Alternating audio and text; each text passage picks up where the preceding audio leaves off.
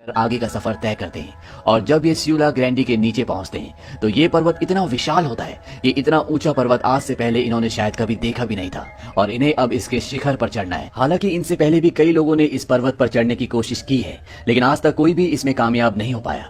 और अब ये दोनों पर्वत के ऊपर चढ़ना शुरू करते हैं। इसकी चढ़ाई बिल्कुल सपाट होती है, जिस पर चढ़ना इतना आसान नहीं है, लेकिन ये इन दोनों का पैशन है, इसीलिए इनको ऐसा करना बहुत अच्छा लगता है। आज मौसम भी बहुत साफ होता है, इसीलिए पहले दिन की चढ़ाई से ये काफी सेटिस्फाइड होते हैं। पर्वत चढ़ते हुए इंसान की बॉडी बहुत ज्यादा डिहाइड्रेट हो जाती है, इसीलिए इन्हें पानी की जरूरत होती है, लेकिन इन्हें एक बार बर्फ गलाकर पानी बनाने में कम से कम 1 घंटा लग जाता है। अब ये अपनी दूसरे दिन की चढ़ाई शुरू करते हैं, लेकिन जब ये ऊपर जाते तो यहाँ पर बहुत तेज हवाएं चलना शुरू हो जाती है, इसीलिए इन्हें एक एक कदम आगे बढ़ाने में बहुत परेशानी हो रही होती है। लेकिन फिर भी ये नहीं रुकते और रात को वहीं ऊपर बर्फ में एक गुफा खोदकर ये उसके अंदर पूरी रात बिताते हैं। अब इनका तीसरा दिन होता है और आज मौसम फिर से साफ है, लेकिन पहाड़ पर चारों तरफ रेत की तरह बर्फ फैली हुई होती है, जिससे इन्हें चढ़ने में बहुत परेशानी होती है। और अगर इन्होंने एक भी गलती की तो इनकी जान चली जाएगी और ना ही यहाँ पर इन्हें कोई बचाने के लिए आएगा, क्योंकि यहाँ आसपास कोई भी रेस्क्यू टीम नहीं है। और एक कठिन चढ़ाई चढ़ने के बाद ये इस पर्वत के शिखर पर पहुंच जाते हैं, जहाँ पर आज से पहले कोई इंसान नहीं पहुंचा, जिस पर्वत का नाम है सियुला ग्रैंडे। और ये पर्वत इतना ऊंचा होता है कि ये बादलों के भी ऊपर होता है, बादल भी इस पर्वत के नीचे हैं।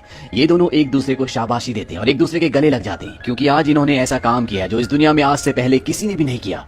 पर्वत चढ़ने से पहले इन्होंने डिसाइड कर लिया था कि ये जब वापस आएंगे तो ये दूसरी रेंज ऑफ माउंटेन से आएंगे, जिसका नाम है यूरोपा। और अब ये दोनों नीचे उतरना शुरू करते हैं, लेकिन इन्होंने जितना आसानी से समझा था, ये पहाड़ियां उससे भी ज्यादा खतरनाक है। और जब ये दोनों आगे बढ़ रहे होते हैं तभी साइमन के पैर के नीचे से बर्फ खिसक जाती है और वो बहुत बुरी तरह से गिरता है। दरअसल ये दोनों एक रस्सी से बंधे होते हैं और ये एक दूसरे से काफी दूर चल रहे होते हैं, ताकि अगर एक गिरे तो दूसरा उसे संभाल ले, रस्सी से वो अटक जाए। और अब जब साइमन नीचे रगड़ता हुआ जा रहा होता है तो जॉय भी उसके पीछे पीछे खिंचा हुआ आता है, लेकिन इन दोनों की इसमें जान बच जाती है। और तीसरा दिन खत्म होने के बाद भी अभी भी इन्हें 20,000 फीट नीचे उतरना है और साथ ही साथ इनकी गैस भी खत्म हो जाती है, जिससे बर्फ को पिघलाकर पानी बनाते हैं। चौथे दिन ये अपना सफर आगे जारी रखते हैं और तभी इनके सामने एक वर्टिकल बर्फ की वॉल आती है, यानी कि बहुत ही वर्टिकल एरिया होता है और इसीलिए इन्हें एक एक करके जाना होगा। सबसे पहले नीचे जॉय जाता है, साइमन ऊपर ही रहता है, उसके पास रस्सी का दूसरा छोर होता है, यानी कि अगर जॉय गिर भी जाए तो वो नीचे पहाड़ से ना गिरे बल्कि वो वहीं पर अटक जाए। और अब जॉय हैमर के सपोर्ट से नीचे उतरना शुरू करता है और जब वॉल में वो अपनी हैमर को गाड़ता है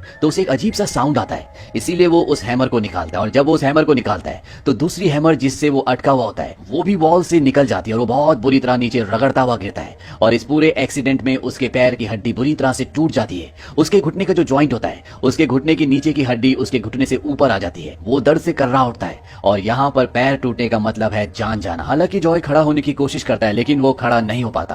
और अब साइमन भी नीचे आ जाता है और वो देखता है कि जॉय का पैर टूट चुका है, वो चल भी नहीं सकता। और अब जॉय को लगता है कि साइमन उसे छोड़कर चला जाएगा और उसे ऐसा करना भी चाहिए, क्योंकि अगर ये दोनों यहाँ पर रुके तो इनमें से कोई भी नहीं बचेगा। लेकिन साइमन ऐसा नहीं करता, वो काफी देर तक सोचता रहता है और इसके बाद वो जॉय को कहता है कि हमारे पास 150 फीट की 2 रस्सियां हैं और अगर हम इन दोनों को बांध कर एक कर लें तो मैं तुम्हें धीरे धीरे ऊपर से नीचे खिसका सकता हूँ। और ये ऐसा ही करते हैं, ये दोनों रस्सियों को बांधकर 300 फीट की एक रस्सी बना लेते हैं, जिसमें साइमन जॉय को बांध देता है और धीरे धीरे उसे नीचे छोड़ना शुरू करता है। लेकिन यहाँ पर ढलान बहुत गहरी होती है, इसीलिए बड़ी तेजी से नीचे फिसलना शुरू हो जाता है और इसमें जॉय को बहुत पेन होता है, क्योंकि उसकी टांग टूटी हुई है।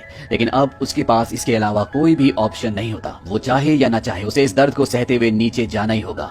और धीरे धीरे उसकी स्पीड और भी बढ़ना शुरू हो जाती है। वो चीखता है, चिल्लाता है, साइमन को आवाज देता है, लेकिन साइमन उसकी आवाज नहीं सुन सकता। और साथ ही साथ यहाँ पर इतने बादल होते हैं कि ये एक दूसरे को देख भी नहीं सकते। और जॉय नीचे फिसलता हुआ एक चट्टान से लटक जाता है और उसकी पूरी बॉडी का वेट अब साइमन के हाथों पर होता है। साइमन देखता है कि जॉय की बॉडी का प्रेशर, वेट जो रस्सी के ऊपर होता है वो ना कम हो रहा होता है ना ज्यादा हो रहा होता है, और वो समझ जाता है कि कहीं ना कहीं कुछ तो गड़बड़ है और वो धीरे धीरे रस्सी छोड़ना शुरू करता है। जॉय नीचे से चिल्ला रहा होता है कि ऐसा मत करो, क्योंकि वो जानता है कि रस्सी ऊपर खत्म होने वाली है और इससे पहले कि वो नीचे तले तक पहुंचेगा तो रस्सी खत्म हो जाएगी। लेकिन ऊपर से साइमन धीरे धीरे रस्सी छोड़ रहा होता है और रस्सी खत्म हो जाती है, लेकिन अभी भी जॉय की पूरी बॉडी का भार रस्सी के ऊपर होता है और साइमन रस्सी को पकड़कर बैठा रहता है। वहीं जॉय अब रस्सी से ऊपर चढ़ने की कोशिश करता है, क्योंकि उसे ऐसा करना ही होगा। अगर उसने ऐसा नहीं किया तो ना जॉय नीचे आ पाएगा ना वो वहां से नीचे उतर पाएगा, यानी कि ये दोनों फंस चुके हैं और इसी पोजीशन में कई घंटों तक रहते हैं। धीरे धीरे रात हो जाती है और साइमन को कुछ समझ नहीं आता कि नीचे क्या हो रहा है। वो कई बार जॉय को आवाज देता है,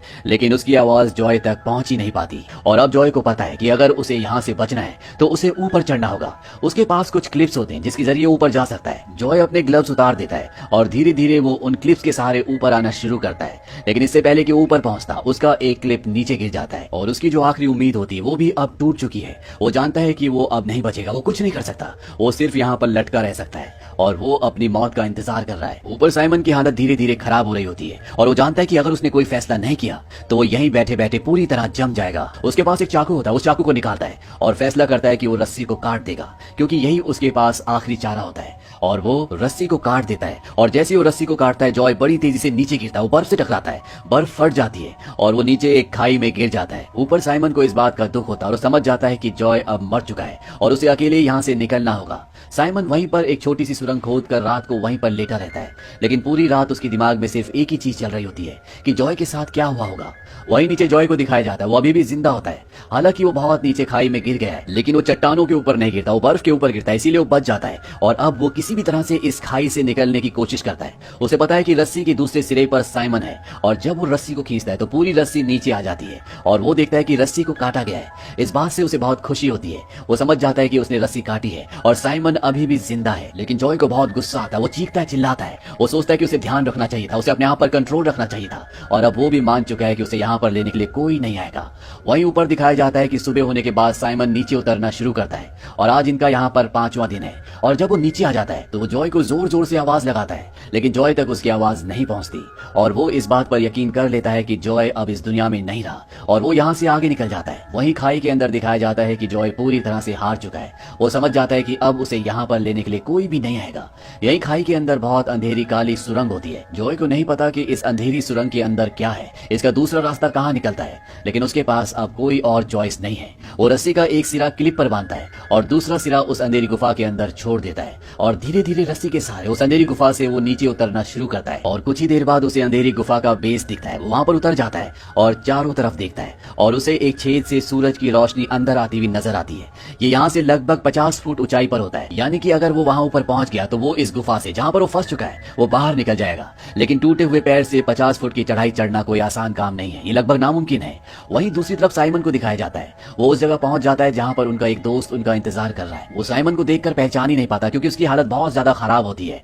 साइमन उसे बताता है कि जॉय अब इस दुनिया में नहीं रहा, उसकी मृत्यु हो चुकी है और जॉय वहां गुफा से 50 फुट ऊपर आने की कोशिश कर रहा होता है। ये सब इतना आसान नहीं है क्योंकि उसका पैर टूटा हुआ है, लेकिन फिर भी वो पूरी कोशिश करता है और इस कोशिश में उसे बहुत दर्द होता है, लेकिन किसी तरह से वो गुफा से बाहर आ जाता है।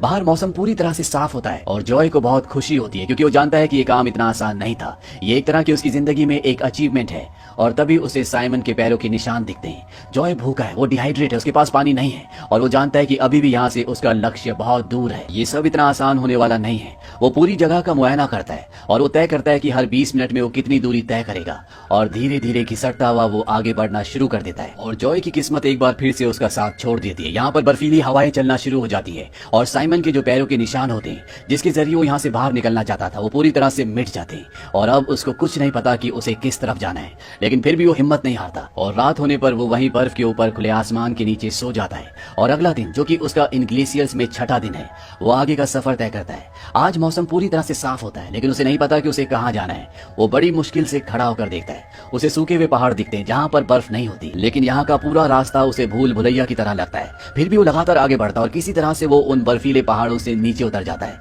जहाँ पर नदी भी है। और अब उसके सामने सबसे बड़ा चैलेंज है क्योंकि अभी तक तो वो घिसट घिसट कर यहाँ तक पहुंच गया था, लेकिन अब उसे आगे चलना ही पड़ेगा क्योंकि वो इन पत्थरों पर, इन रास्तों पर घिसट नहीं सकता। उसके पास जो सामान होता है वो उससे अपने पैर को अच्छी तरह से बांध देता है और खड़ा होकर चलने की कोशिश करता है, लेकिन जैसे ही वो एक कदम बढ़ाता है वो जमीन पर गिर जाता है और गिरने के बाद उसे कम से कम 20 मिनट तक बहुत तेज पेन होता है। लेकिन फिर भी वो हिम्मत नहीं हारता क्योंकि वो ऊपर पहाड़ से नीचे तक बहुत लंबा रास्ता तय करके आ चुका होता है और इसीलिए अब वो आगे का रास्ता तय करके इस सफर को खत्म करना चाहता है।